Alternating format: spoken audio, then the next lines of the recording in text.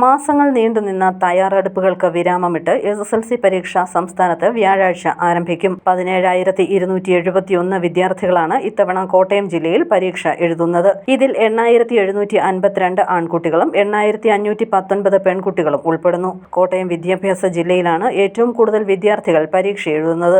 6,844 പേർ. ഇതിൽ 3,450 ആൺകുട്ടികളും 3,394 പെൺകുട്ടികളും ഉൾപ്പെടുന്നു. ഏറ്റവും കൂടുതൽ വിദ്യാർത്ഥികൾ പരീക്ഷ എഴുതുന്നത് കോട്ടയം മൗണ്ട് കാർമൽ ഗേൾസ് ഹൈസ്കൂളിലാണ്. 331 പേരാണ് ഇവിടെ പരീക്ഷ എഴുതുന്നത്.